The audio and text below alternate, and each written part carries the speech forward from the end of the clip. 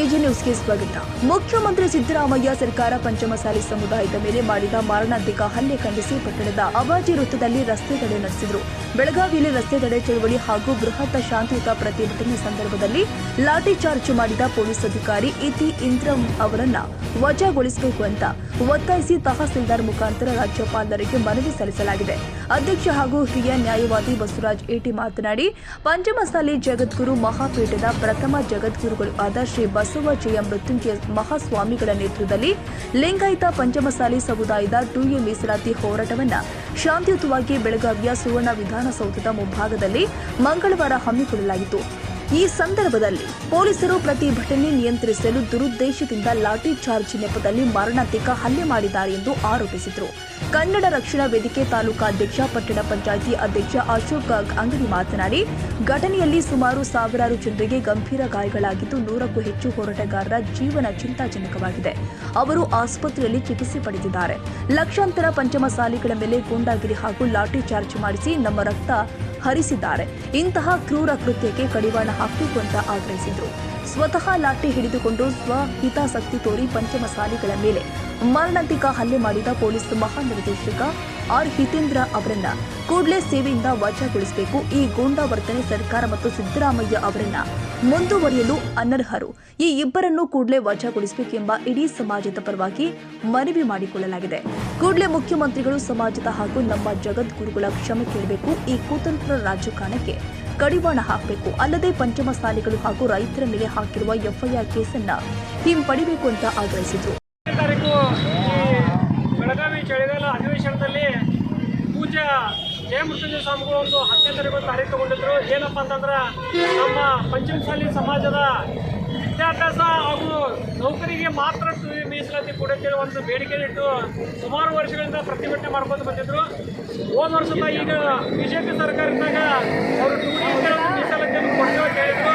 ಆದರೆ ಕಾಂಗ್ರೆಸ್ ಸರ್ಕಾರದವರು ಬಂದ ಮೂಲಕ ನಮಗೆ ಮೊನ್ನೆ 10ನೇ ತಾರೀಕು ಒಂದು ಸಮಯವನ್ನು ಕೊಟ್ಟಿದ್ರು. ಆ ಸಮಯ ಕೊಟ್ಟಾಗ ಟ್ಯಾಕ್ಟರ್ ಸುಮಾರು ನಮ್ಮ ಕರ್ನಾಟಕದಲ್ಲಿರುವಂಥ ಎಲ್ಲ ಪಂಚಾಯತ್ ಟ್ಯಾಕ್ಟರ್ ತೊಗೊಂಬರ್ತದೆ ಅಂತ ಹೇಳಿದಾಗ ಆ ಟ್ಯಾಕ್ಟರ್ನು ಬೇಡ, ಅಲ್ಲಿ ಧರಣಿ ಆಗ್ತೈತೆ ಅಂತೇಳಿ ಸರ್ಕಾರದವರು ಒಂದು ಟ್ಯಾಕ್ಟರ್ ಕ್ಯಾನ್ಸಲ್ ಮಾಡಿ ಪ್ರತಿಭಟನೆ ಮಾಡಂತ ಹೇಳಿದರು. ಆ ಪ್ರತಿಭಟನೆ ಹೋದಾಗ ಅಲ್ಲಿರುವಂಥ ಈಗಿನ ಕಾಂಗ್ರೆಸ್ ಸರ್ಕಾರದವರು ಸಮಾಜದ ಮೇಲೆ ಒಂದು ಹಲ್ಲೆ ಮಾಡಿ ಲಾಠಿ ಚಾರ್ಜ್ ಮಾಡಿದ್ದಾರೆ. ಆದರೆ ಕಾಂಗ್ರೆಸ್ ಸರ್ಕಾರದವ್ರು ತಿಳ್ಕೋಬೇಕು, ಮೊನ್ನೆ 134 ಸೀಟ್ ಬರಬೇಕಾದ್ರೆ ಅದರೊಳಗೆ ಪಂಚಮಸಾಲಿ ಲಿಂಗಾಯತ ಸಮಾಜದ ಭಾಳ ಪ್ರಮುಖ ಪಾತ್ರ ಐತೆ ಅಂತ ಅವ್ರು ತಿಳ್ಕೊಳ್ಳಿಲ್ಲ. ಆದ್ರೆ ಮೊನ್ನೆ ಕೂಡಲ ಸಂಘದ ಅಜಗಳು ಕೂಡ ಹೇಳಿದ್ದಾರೆ ಏನಂತೇಳಿ, ಈಗ ಈ ಕರ್ನಾಟಕದಲ್ಲಿ ಇನ್ನೂ ತನಕ ಲಿಂಗಾಯತರ ಮೇಲೆ ಹಲ್ಲೆ ಮಾಡಿದಂಥ ಯಾವ್ದಾದ್ರು ಸರ್ಕಾರ ಇದ್ರೆ ಅದು ಬಿಜೆಪಿ ಸರ್ಕಾರ ಅಂತೇಳಿ, ಕಾಂಗ್ರೆಸ್ ಸರ್ಕಾರ ಅಂತೇಳಿ ಮೊನ್ನೆ ಜಯ ಮೃತ್ಯುಂಜಯ ಸ್ವಾಮಿಗಳವರು ಹೇಳಿದ್ದಾರೆ. ಅದೇ ತರನಾಗಿ ಕಾಂಗ್ರೆಸ್ ಸರ್ಕಾರಕ್ಕೆ ತಕ್ಕ ಎಚ್ಚರಿಕೆಯನ್ನು ಕೂಡ ಇವತ್ತು ಇಡೀ ಕರ್ನಾಟಕದಾದ್ಯಂತ ಎಲ್ಲ ಹೆದ್ದಾರಿಯನ್ನು ಬಂದ್ ಮಾಡಿ ಇವತ್ತು ಮನವಿಯನ್ನು ಕೊಡ್ತಾ ಇದ್ದಾರೆ.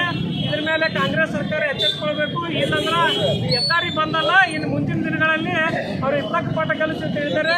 ಆ ಗುರುಗಳು ಏನು ಆದೇಶ ಕೊಡ್ತಾರಲ್ಲ ಆದೇಶ ಪಾಲಿಸ್ತೇವೆ ಅಂತೇಳಿ ಇವತ್ತು ಸೇರಿರುವಂಥ ರಾಯಬಾಗದ ಎಲ್ಲ ಪಂಚಮಸಾಲಿ ಸಮಾಜಗಳ ಮುಖಾಂತರ ಇವತ್ತು ಮಾನ್ಯ ತಹಸೀಲ್ದಾರ್ ಸಾಹೇಬರಿಗೆ ಒಂದು ಮನವಿಯನ್ನು ಕೊಡ್ತಾ ಇದ್ದೇವೆ. ಪಂಚಮಸಾಲಿ ಜಗದ್ಗುರುಗಳ ಮೇಲೆ ಶಾಂತಿಯುತವಾಗಿ ನಾವು ನಮ್ಮ ಬೇಡಿಕೆಯನ್ನು ಈಡೇರಿಸೋಸ್ಕರ ಶಾಂತಿಯುತವಾಗಿ ನಾವು ಮನವಿಯನ್ನು ಕೊಡಲು ಹೊರಟಾಗ ಭ್ರಷ್ಟ ರಾಜ್ಯ ಸರ್ಕಾರ ನಮ್ಮ ಸ್ವಾಮೀಜಿಯವರ ಮೇಲೆ ಮತ್ತು ನಮ್ಮ ಪಂಚಮಸಾಲಿ ಎಲ್ಲ ಮುಖಂಡರ ಮೇಲೆ ದೌರ್ಜನ್ಯವನ್ನು ಎಸಗಿದ್ದು ಮಹಾ ಖಂಡನೀಯ. ಅದಕ್ಕಾಗಿ ನಮ್ಮ ಪಂಚಮಸಾಲಿ ರಾಯಬಾಗ ತಾಲೂಕಾ ಘಟಕದಿಂದ ಇವತ್ತಿನ ದಿವಸ ನಾವು ಆ ಭ್ರಷ್ಟ ಸರ್ಕಾರಕ್ಕೆ ಬಿಸಿ ಮುಟ್ಟುವ ಸಲುವಾಗಿ ನಾವು ಇವತ್ತಿನ ದಿವಸ ಈ ಮಾನ್ಯ ತಹಸೀಲ್ದಾರ್ ಸಾಹೇಬರು ಮತ್ತು ಮಾನ್ಯ CPI ಸಾಹೇಬರ ಮುಖಾಂತರ ನಾವು ರಾಜ್ಯಪಾಲರಿಗೆ ನಾವು ನಮ್ಮ ಸಂಘದ ಬೇಡಿಕೆಯನ್ನು ಮತ್ತು ಮೊನ್ನೆಯ ದಿವಸ ನಡೆದ ಘಟನೆಯನ್ನು ಖಂಡಿಸಿ ಅವರ ಮೇಲೆ ಸೂಕ್ತ ಕ್ರಮ ಜರುಗಿಸಬೇಕು ಅಂತ ನಾವು ಮನವಿಯನ್ನು ಕೊಡುತ್ತಿದ್ದೇವೆ. ಈ ಸಂದರ್ಭದಲ್ಲಿ ತಾಲೂಕಿನ ಅಧ್ಯಕ್ಷ ಬಸವರಾಜ್ ಇಟಿ, ವಕೀಲ ಮಹೇಶ್ ತವಸಿ, ಆನಂದ ದಬ್ಬಣ್ಣವರು ಸೇರಿ ಮತ್ತಿತರರು ಉಪಸ್ಥಿತರಿದ್ದರು. ಕನ್ನಡಿಗರ ಮೆಚ್ಚಿನ ನಿಮ್ಮ ಎಜೆ 24/7 ನ್ಯೂಸ್ ಕನ್ನಡ ವಾಹಿನಿ ಇದೀಗ ಟಿವಿಯಲ್ಲಿ ಲಭ್ಯ. ಒಂದು ವೇಳೆ ನೋಟಿಸ್ ಕೊಟ್ಟಿದ್ರೆ ವಾಪಸ್ ತಗೋತೀವಿ. ಇವತ್ತು ವಕ್ಫ್ ಪ್ರಾಪರ್ಟಿ ಅಂತೇಳಿ ಬರ್ತದೆ ಅಂತ ಹೇಳಿದ್ರೆ ರೈತರು ಬೀದಿಗೆ ಬದಲು ಏನ್ ಮಾಡ್ಬೇಕಾಗತ್ತೆ? ಯಾರು ವೋಟ್ ಹಾಕಲಿಲ್ಲ ಅಂದ್ರೆ ಗ್ಯಾರಂಟಿನೆಲ್ಲ ಸ್ಟಾಪ್ ಮಾಡ್ಬಿಡ್ತೀವಿ.